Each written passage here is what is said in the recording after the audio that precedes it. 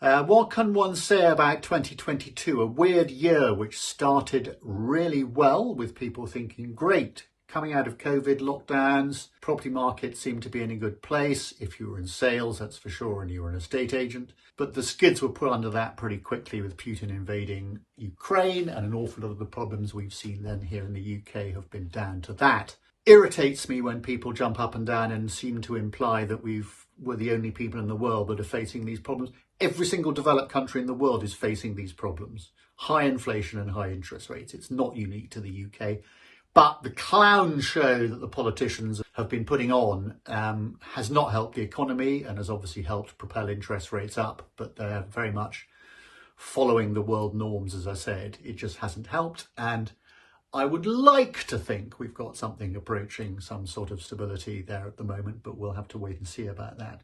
The fact is, for anybody involved in property, it's a tough time. Actually, for anybody involved in business, it's been a tough time this year, looking at how to maintain capital, maintain profit levels at a time when costs have been going up.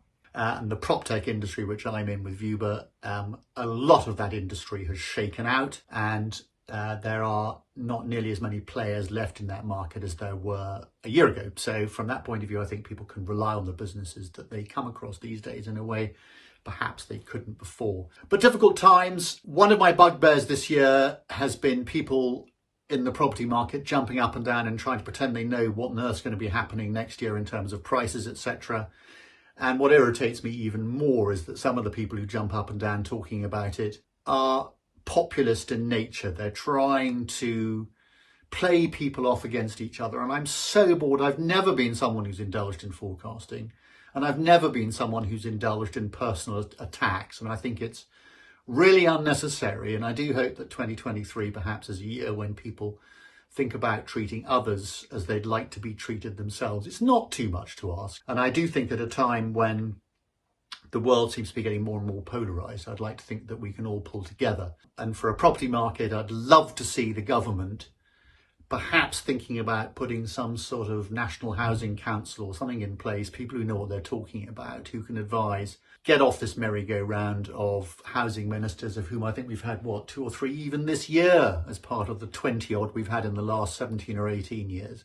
I'd love that to happen, and to see whether we can get a country in which we're not building enough houses, which is why I don't think there's ever going to be, or certainly in the near future, there may be fluctuations in house prices, but I simply, having said I wouldn't forecast, the basic underlying problem here is that we have not enough supply and an ongoing demand.